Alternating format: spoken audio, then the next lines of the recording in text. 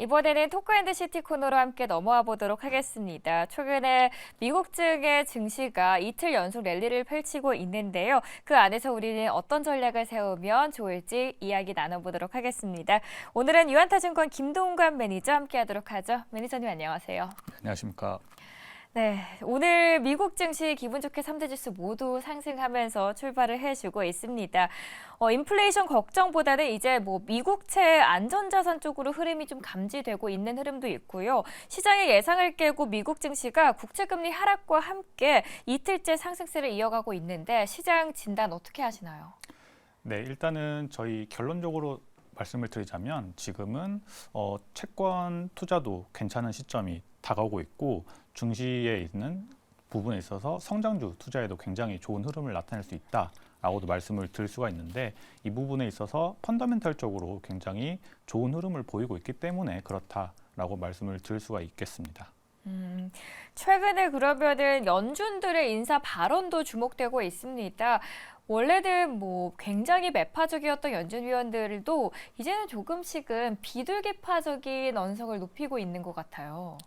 네, 맞습니다. 이 라파엘 보스틱 애틀랜타 연은 총재를 비롯해서요. 지금 샌프란시스코 연은 총재, 그리고 댈러스 연은 총재, 그리고 이 필립 제퍼슨 페드의 부의장도 마찬가지로 계속해서 이 비둘기파적인 이런 발언을 쏟아내고 있는 모습으로서 계속해서 지금 살펴보시면은 11월과 12월 달에 지금 이 기준금리가 어떻게 될 것이냐라고 하는 전망치가 계속해서 지금 기존에 있던 5.25에서 5.5% 수준으로 유지가 될 것이다라고 하는 확률이 더욱더 높아지고 있는 그런 모습으로서 이제는 더 이상 금리를 올리지 않겠다라고 하는 그런 기조가 더욱더 확실시 되고 있다라는 측면이 부각이 되고 있습니다. 그 부분에 있어서 이제 10년물 국채금리 흐름도 다시 한번 짚어볼 때가 된 것 같은데 계속해서 이제 유가 상승이라든지 경기 침체 우려 그리고 그 고금리에 대한 기조가 계속해서 오래갈 것이다라고 하는 측면이 있었기 때문에 기준금리 그 10년물 국채금리가 계속해서 올라가는 그런 안 좋은 흐름을 보였었는데 이와 반대로 이제 비둘기파적인 발언들 그리고 이제 사실 지금 전쟁이 발발하는 그런 모습으로서 안전자산 선호 심리가 강화되면서 이 10년물 국채금리에 대한 수요가 증가하면서 가격이 증가하기 때문에 금리가 다시 하락을 하고 있는 그런 기조가 보이고 있다라는 측면에서 다시 한번 말씀드리지만 지금은 주식시장에 조금 더 포커싱을 맞추는 것도 맞다라고 말씀을 드리고 사실 지난 3년간 채권 투자를 하셨던 분들은 굉장히 힘든 시간을 보내셨을 거예요. 근데 그 부분에 있어서 지금은 어느 정도 채권이 하락을 하는 그런 기조로 갈 수 있다. 물론 지금의 기준금리 5%에서 단숨에 1%, 2% 수준은 아니더라도 3에서 4% 수준으로 이제 내려가는 그런 모습을 나타내고 있기 때문에 채권 투자에 있어서도 어느 정도 매력을 가진 시점이다라고 판단이 되기 때문에 채권 투자에 있어서 기존에 저희가 바라봤던 부분은 20%였는데 25% 정도 포트폴리오 비중을 가져가도 되지 않을까 그렇게 판단을 하고 있습니다. 채권에 대한 투자 비중을 20에서 25%로 올렸다라는 거는 금리 인상 더 이상 이제 올해는 그래도 단기적으로 봤을 때는 하지 않을 수 있다라는 전망이신데 그렇다면 장기적으로 봤을 때는 어떤 전망이신가요? 네, 일단은 장기적으로는 저희가 보았을 때는 이 국채금리가 3에서 4% 수준을 유지할 것 같다라고 하는 측면인데 뒤에서는 이제 가계적인 측면을 부각해서 말씀을 드릴 거지만 이 3에서 4%의 기준금리 수준이라고 하면은 사실상 지금의 정부 부채, 미국의 정부 부채 비율이 GDP 대비해서 130%에서 140% 수준으로서 각 국가 측면에서 봤을 때 가장 높은 수준입니다. 그렇기 때문에 이러한 부분에 있어서도 미국 내에서도 이러한 기준금리를 계속해서 높게 유지를 하는 것이 그렇게 쉽지만은 않은 선택지이기 때문에 다른 다양한 방법을 통해서 이러한 부분을 낮춰야 되는 그런 상황이라서 그렇게까지 10년 국채금리라든지 기준금리가 올해까지 지속되지는 않을 것 같다라는 측면이고 다시 한번 앞전에 말씀드렸던 것처럼 그렇다고 그렇게 급격하게 기준금리를 낮추지는 않을 것이다 라고 그렇게 판단을 하고 있습니다. 그러면은 가계 펀더멘털 측면에서 봤을 때는 어떻게 보시나요? 일단은 아시겠지만 미국 GDP의 70%를 차지하고 있는 게 바로 이 소비입니다. 그쵸. 그 소비를 지탱을 하려면 결국 가계에서 주머니 사정이 어느 정도 안정화되어야 된다. 있다라고 이렇게 말씀을 드리고 있는데 그 주머니 사정이 어느 정도 되는지를 살펴보려면 당연히 이제 고용 지수를 먼저 살펴봐야겠죠. 근데 지난주에는 이 굿뉴스가 배드뉴스다라고 네. 하는 그렇게 해석이 되면서 신규 고용 추이를 보니까 전망치에 17만 명을 했는데 33만 명이 나오면서 와 이거 정말 큰 거 아니야? 이제 기준금리 더 높아지는 거 아니야? 라고 했는데 갑자기 태세가 전환이 되면서 굿뉴스는 굿뉴스가 돼버린 뭐야 고용시장 괜찮네? 라고 이렇게 판단이 되어버린 그런 모습이 나오고 있습니다. 그렇게 좋은 쪽으로 살펴본다면 당연히 고용이 증가하고 있다라는 것은 소비력이 늘어날 수 있다라는 측면이고요. 또 하나는 이제 시간당 임금 상승률을 살펴보시면 지금 YOY 4.2% 이번에 기록을 하는 그런 모습인데 지금 아시겠지만 CPI가 3.7% 수준이지 않겠습니까? 그러면 실질 임금이라고 하죠. 임금 상승률 마이너스 인플레이션을 빼면 지금 실질 임금 상승이 플러스로 전환이 되어 있는 그런 상태다라는 것은 인플레이션보다는 더 많은 돈을 벌 수 있는 그런 여력이 있다라는 측면에서 소비를 할 수 있는 그런 여력이 있는 그런 상황이고요. 이 부분을 보시면은 이제 고용을 안정적인 부분에 있지만 또 너무 뜨겁게 고용이 상승하는 건 아니다라고 볼 수가 있는 부분인데 지금 전월 대비해서 그 고용 추이가 0.2% 다시 한번 말씀드리면 시간당 임금 상승률이 전월 대비해서 0.2% 증가를 했는데 이 부분에서 가장 크게 차지를 했던 것이 이 레저와 하스피탈리티입니다. 이 부분은 뭐 고임금 측면이 아니라 저소득층 측면의 임금이 증가를 한다라는 측면이기 때문에 그렇게까지 인플레이션을 자극을 하는 그런 부분이 아니다라는 측면에서도 골디락스로 갈 수 있는 그런 기조로 살펴볼 수 있는 측면이고요. 실업률도 지금 3.8%가 나오면서 소폭 이렇게 천천히 상승을 하고 있는 그런 모습을 나타내고 있기 때문에 이러한 모습에서도 그렇게까지 고용시장이 뜨겁게 가는 것은 아니다라고도 말씀을 드릴 수가 있는 부분입니다. 또 하나 살펴보시면 이제 가계 신용도를 이번에 8월 달치가 발표가 됐는데 미국에서 8월 달 가계 신용이 전망했던 것이 117억 달러 증가를 할 거다라고 전망을 했는데 오히려 2배 정도 감소한 마이너스 156억 달러가 나왔습니다. 그 말은 이제 대출을 받는 것보다는 소비를 할 수 있는 임금이 더 늘었다라고도 판단이 될 수 있는 부분이기 때문에 지금 그렇게 가계에 대해서 나쁘게만은 볼 그런 상황이 아니다라고 판단할 수 있겠습니다.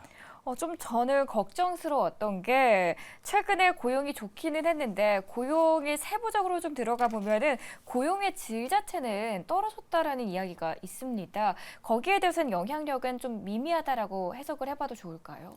네, 맞습니다. 그러니까 고용이 너무 뜨겁다라고 하는 측면에서 이 퀄리티가 좋으면 어떻게 되느냐? 당연히 이 높은 임금을 받는 그런 부분도 증가를 같이 해야 되는 부분인데 지금은 어찌됐든 인플레이션이 감소를 해야 되는 그런 측면에 있어서 너무 뜨겁지도 너무 차갑지도 않은 그런 적당한 수준인 이 저소득층만 오히려 증가를 하는 측면에 있어서 딱 중간적인 수준으로 갈 수 있다라고 판단을 하고 있기 때문에 오히려 골디락스로 갈 수 있는 좋은 그런 모습이다라고 저희는 판단을 하고 있습니다. 오히려 지금은 좋은 흐름의 고용 시장이 연출되고 있다라고 이야기하셨습니다. 전 다른 한편으로 보자면 부동산 쪽을 저희가 살펴볼 수 있을 것 같습니다. 지난주에 미국의 모기지 금리가 거의 8%까지 돌파를 하면서 미국 경제가 이제 조금씩 흔들리는 징후가 나타나는 거 아니야라는 걱정과 불안을 하시는 투자자분들이 많으셨거든요. 지금 미국 경기 진짜 괜찮은 건지 모기지 금리만 봤을 때는 우리가 어떤 상태라고 파악을 해야 될까요? 네, 맞습니다. 지금 모기지 금리가 굉장히 높은 수준으로 가 있기 때문에 우리나라랑 비슷한 수준으로 이렇게 어려워지는 거 아니야? 라고 판단을 하실 수도 있는데 이미 미국은 2008년도 금융위기 때 이러한 부분에서 예방주사를 맞았다라고 저는 이렇게 판단을 하고 있는데요. 이 부분에서 이제 차트를 함께 보시면서 그 부분을 볼 수가 있는데 이 짙은 파란색 선은 이 가처분 소득 대비해서 이 지금 모기지 부채가 어느 정도 비중을 차지하고 있느냐를 살펴볼 수가 있는데 2008년도 때 이 부분이 100%였습니다. 그러니까 소득과 부채가 동일한 선상이다. 굉장히 위험한 상황이었죠. 근데 이런 부분이 지금 70에서 80% 사이로 내려가 있는 그런 모습으로서 충분히 더 부채를 끌어올릴 수 있는 그런 룸이 있다. 즉 견고한 상황이다라고 볼 수가 있겠고 하늘색 선이 전체 부동산 자산 중에서 모기지 대출이 어느 정도 비중이냐 를 살펴볼 수가 있는데 부동산 자산에서 2008년도 때는 이 부채 비중이 거의 50% 가까이 됐다가 지금은 20에서 30% 중간 정도에 와 있는 그런 모습으로서 마찬가지로 굉장히 견고한 그런 모습을 나타내고 있다라는 측면에서 아직까지는 그렇게 걱정할 측면이 아니다라고 이렇게 말씀을 드릴 수가 있겠고요. 또 하나 이제 말씀드릴 수가 있는 부분이 아까 앞전에 말씀드렸던 부분에 있어서 미국이 금리를 그렇게 급격하게 올릴 수 없다라는 측면에서 정부 부채가 GDP 대비해서 굉장히 높기 때문이다라고 말씀을 드렸는데 이 부분에서 지금 가계부채는 그럼 GDP 대비해서 얼마냐인 측면에서 저희가 살펴볼 수가 있을 것 같아요. 지금 첫 번째 차트에서 보시는 것처럼 세 개의 이 네모난 칸이 있습니다. 맨 좌측에 95년도 때 이 모기지 금리가 뭐 거의 7%에서 9% 사이예요. 굉장히 높게 나와 있다라고 이렇게 말씀을 드릴 수가 있겠고, 지금과 굉장히 흡사하니까 이거 정말 위험한 거 아니야?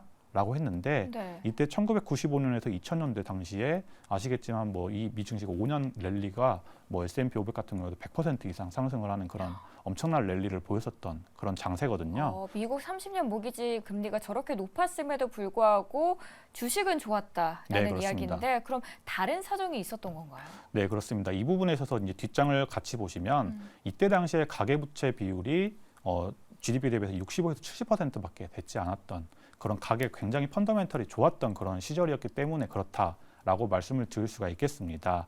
그런데 이제 2006년에서 2008년도 때 이때도 보시면은 모기지 금리가 5에서 6% 수준이네.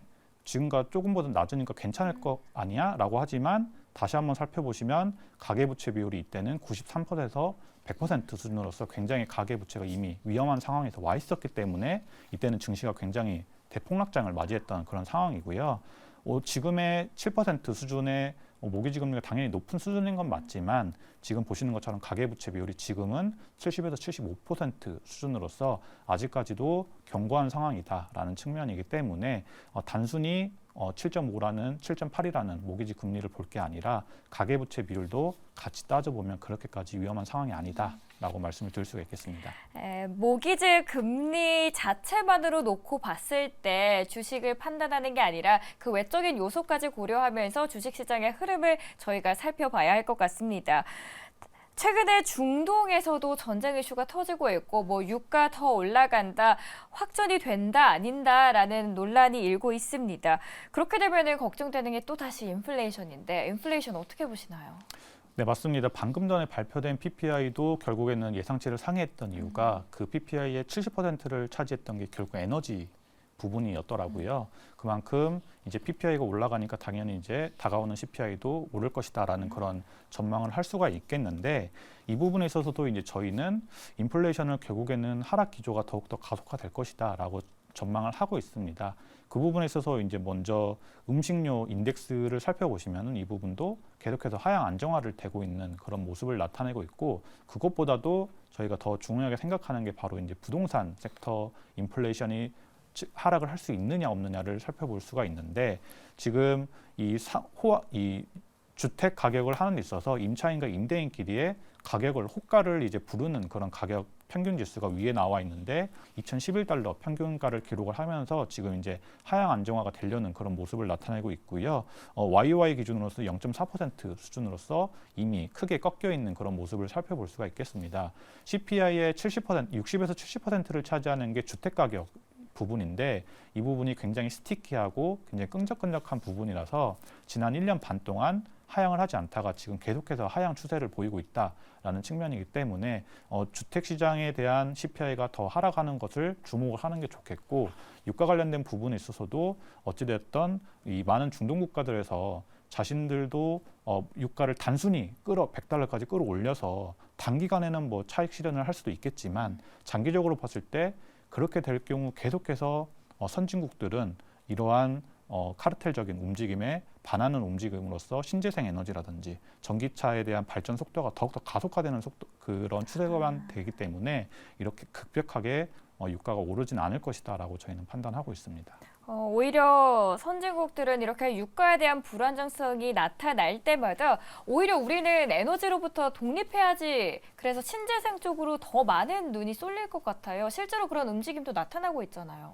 네, 맞습니다. 어제장 같은 경우에도 이 TAN이라든지 ICI라든지 같은 그런 신재생 에너지 그리고 관련 태양광 기업들도 급등을 하는 그런 모습을 보였는데 아까 앵커님과도 말씀을 나눴지만 유럽 국가 특히나 뭐 이제 어제는 뭐 프랑스에서 이런 신재생 에너지 용량을 뭐 2배 가까이 올리겠다라고 하는 그런 모습을 보이면서 계속해서 신재생 에너지 도입을 가속화시키는 움직임이 크게 나타나고 있다라는 측면이기 때문에 지금 보시는 차트처럼 이 하늘색 선이 지금 2022에서 23년에 4주간의 이런 가솔린 수요인데 이 부분이 꺾여 있는 그런 모습을 볼 수가 있겠습니다. 그러니까 유가가 급등을 하면 할수록 이에 반하는 행동이 나타나면서 수요가 감소를 할 수 있는 그런 여건이기 때문에 예전과는 다른 움직임일 것이다. 그렇게 판단하고 있습니다. 네, 저희가 쭉 전반적인 시장의 흐름을 함께 살펴봐 드렸는데요. 그래서 지금부터가 가장 중요한 질문입니다. 이런 시장의 흐름을 봤을 때 투자자들은 지금이 매수 적기 시기라고 보십니까? 아니면 조금은 더 기다려야 된다라고 보시나요? 네, 이제 지금 지난 8월, 9월 굉장히 이제 상반기에 있었던 많은 부분들을 되돌리는 그런 현상을 보이면서 그런 안 좋았던 움직임을 나타내고 있었는데 그러한 움직임에 있어서 지금 보시는 센티먼트 차트들을 보면은 굉장히 많은 분들이 공포에 떨었다라는 걸 증명을 하고 있는 모습을 보이고 있습니다. 이제 뱅크 오브 아메리카에서 제시를 하고 있는 브랜베어 인디케이터를 살펴보시면은 지금 익스트림리 베어리시라고 하는 그런 구간에 오면서 바이 구간에 나타나는 그런 모습을 나타내고 있고요. 또 하나는 이제 살펴보시면 지금 주식에 대한 롱 포지션과 숏 포지션을 살펴볼 수가 있겠는데 먼저 이 좌측에 빨간색 부분이 바로 숏 포지션 그리고 파란색이 롱 포지션인데 보시면 그 간극이 너무 크게 벌어지면서 숏 포지션이 굉장히 많았던 부분을 살펴볼 수가 있겠습니다. 그리고 이제 숏 대비해서 롱 포지션이 어느 정도 되느냐 했을 때 숏 포지션이 굉장히 더 압도적으로 많은 그런 부분을 나타내고 있는 그런 부분도 살펴보실 수가 있겠고요. 또 하나는 이제 저희가 늘 보고 있는 공포와 탐욕 지수를 보더라도 공포 구간에 있다라는 측면에서 많은 종목들, 많은 주식들이 지금 저평가 구간에 되어 있다라는 것을 살펴볼 수가 있기 때문에 굉장히 뭐 예전 20년, 21년처럼 그냥 꿈과 희망만 가지고 있는 그런 기업들이 아니라 펀더멘털적으로 돈도 잘 벌고 수익성도 좋고 현금 흐름도 두둑한 그런 기업들 위주로 매수를 할 수 있는 그런 적기인 타이밍이다라고 센티먼트적으로 살펴볼 수가 있겠습니다. 지금 차트 보여주셨던 게 공포 타격 지수라는 건데 이 왼쪽으로 갈수록 공포에 대한 공포 심리가 더 올라간 거고 오히려 이때 우리는 더 매수를 해야 된다라고 보시는 거죠. 네, 그렇습니다. 그렇다면 이번 실적 이야기를 좀 나눠봐야 될 것 같습니다. 이런 심리가 작용했을 때 지금 실적 시즌이 나타나고 있고 어제도 펩시가 실적 발표를 했는데 굉장히 좋았고 이번 주 같은 경우에는 은행들의 실적이 발표가 예정되어 있습니다. 실적 시즌 관전 포인트 필요한 투자 전략들 뭐가 있을까요? 일단은 실적 시즌을 기대하게 되고 있는 그런 움직임이 나타나고 있습니다. 왜냐하면 지금 2분기 때는 사실상 많은 기업들이 그렇게 좋은 실적을 발표했음에도 심지어 가이던스를 상향 조정을 했음에도 불구하고 많은 종목들이 하락을 했던 그런 모습을 살펴볼 수가 있겠는데 이제 기준금리를 더 이상 올리지 않겠다라는 그런 기조, 비둘기파적인 기조가 깔린 상황에서는 그럼 더 이상 이제 볼 게 하나밖에 없겠죠. 이제 실적적인 부분을 살펴보실 수가 있겠는데 지금 차트를 살펴보시면은 이 빨간색 선이 ISM PMI YOY 증가율을 살펴보실 수가 있겠고 회색 선이 이 S&P 500의 12개월 선행 EPS 증가율을 살펴볼 수가 있는데 모두 지금 꺾였다가 이제 드디어 반등을 하고 있는 그런 모습을 살펴볼 수가 있다라는 측면에서 실적을 굉장히 컨센서스가 좋게 형성이 되고 있다라는 측면을 살펴보실 수가 있겠고요. 다음 차트는 이번에 다가오는 3분기 글로벌 GDP 성장률이 어떻게 될 것이냐라고 하는 측면인데 지난 5월부터 9월달까지 계속해서 GDP가 하향 조정되는 게 아니라 상향 조정되고 있는 그런 모습을 살펴보실 수가 있다라고 이렇게 살펴보실 수가 있겠고요. 또 하나는 지금 이제 연간 S&P 500의 EPS 증가율을 살펴보실 수가 있겠는데 지금 23년에는 0.9% 그리고 다가온 24년에는 11.9% 크게 반등을 할 것이다라고 하는 측면에서 이번 하반기 그리고 다가오는 24년도에도 EPS 증가율이 다시 한번 반등을 할 것이다라고 하는 부분에 있어서 실적 시즌에 대한 기대감이 크게 형성이 되고 있다라는 측면이기 때문에 이런 모습을 봤을 때는 좋은 실적이 나오고 가이던스도 좋게 나오는 그런 종목들의 반등이 예상되지 않나 그렇게 저희는 판단을 하고 있습니다. 그럼 국장으로 한번 연결을 시켜보도록 하겠습니다. 시청자분들께서 우리 시장 최근에 톡 건드리면 와르르 무너질 것 같아요 라고 하셨어요. 걱정 어린 마음들이 많으신데요. 국내 증시에서는 우리가 어떤 전략들을 세우면 좋을까요? 네, 맞습니다. 이 중동 전쟁이 발발을 하고 유가가 급등을 하게 되면 결국에는 제조업 국가인 우리나라에게도 큰 영향을 끼칠 수밖에 없는 그런 상황입니다. 그런 상황 속에서 결국에는 이런 반도체 업종이라든지 은행주라든지 이런 반대 매매가 굳이 적게 나타나는 그런 종목에 더욱더 투자를 해야 된다라고 하는 것을 살펴보실 수가 있겠는데, 먼저 차트 5번을 살펴보시면 저희 인하우스 자료를 이용을 하고 있습니다. 코스피 대비해서 이 반도체 업종 주가에 대한 그런 상대 강도적인 부분을 살펴보실 수가 있겠는데, 반도체가 코스피 대비해서 충분히 더 이렇게 올라가고 있는 그런 모습을 보이고 있기 때문에 반도체 업종이 이런 변동성 장세에서도 강세를 보일 수 있다라는 측면을 살펴보실 수가 있겠고, 다음 차트 6번을 살펴보시면 지금 이스라엘과 팔레스타인 전쟁이 있었던 2000년대 이후부터 이 코스피 지수가 어떻게 되고 있느냐를 살펴보실 수가 있겠는데, 물론 이 두 국가 간의 두 지역 간의 이런 갈등 요소가 분명히 큰 영향을 끼칠 것 같다라고 예상을 하겠지만 그렇게까지 크게 영향을 미치지는 않을 것이고 굉장히 짧게 지나간다라고 지금 차트상에서는 볼 수가 있는 부분입니다. 그렇기 때문에 앞전에서 말씀드렸던 것처럼 그렇게 유가 관련된 부분에 있어서 흔들릴 만한 제조업 국가임은 맞지만 지금의 AI 시장이 점령을 하고 있고 그 AI의 수혜를 받을 수밖에 없는 HBM 같은 그런 메모리 시장을 점령을 하고 있는 반도체 기업들이죠. 뭐 삼성전자라든지 SK 하이닉스 기업들의 주가가 굉장히 요즘 견고한 모습이고 3분기 잠정 실적도 잘 나왔는데 더 기대되는 건 사실 4분기부터 이제 삼성전자 같은 경우는 HBM을 실질적으로 엔비디아나 AMD에게 납품을 하게 되는 그런 모습을 나타낼 것이다라고 하는 부분이 나오고 있기 때문에 그런 부분까지 고려를 한다면 글로벌 경쟁력도 있고 실적도 다시 반등을 할 것 같은 그런 종목들에 집중을 하는 것이 좋지 않을까 그렇게 판단을 하고 있습니다. 반도체랑 금융, 통신 이야기 해주셨거든요. 유망 업종 안에서. 그 안에서는 뭐 반도체 쪽을 조금 더 많이 이야기해 주신 것 같은데 가장 유망하게 보시는 섹터 있으실까요? 일단은 저희는 글로벌 투자를 하는 입장에서 국가별로 살펴보시면은 지금 선진국의 75%, 신흥국이 25%인데 저희 시총 규모로 글로벌 시총 규모로 봤을 때 우리나라는 2%가 채 되지 않음에도 불구하고 한국은 14%나 비중을 차지한다라는 것은 그만큼 한국에 크레딧을 많이 주고 있다라고 판단을 하고 있고, 이 안에서 결국에는 어떤 종목을 어떤 섹터를 가져가야 되냐라고 했을 때는 단 하나의 키워드입니다. 글로벌 경쟁력이죠. 근데 우리나라는 글로벌 경쟁력을 가진 기업들이 많습니다. 뭐 신재생 에너지도 있고요. 그리고 전기차, 그리고 반도체 이 세 가지 종목을 어느 정도 비중으로 가져가야 되냐라고 물어보신다면은 이제 글로벌 업종별 포트폴리오로 갔을 때 저희는 지금 반도체 35% 비중을 차지하고 있고요. 전기차 부분이 20%, 그리고 신재생 에너지 부분이 15% 정도로 가져간다라고 하면은 한국에 있어서도 투자 비중을 이 정도 비중으로 가져가면 좋지 않을까 그렇게 판단을 하고 있습니다. 네, 저희 국내 증시까지 함께 알아보는 시간 가졌습니다. 짧게요. 내일 CPI 발표 앞두고 있거든요. 밤 9시 반에 발표될 예정인데요. CPI 어떻게 보시는지 설명 부탁드릴게요.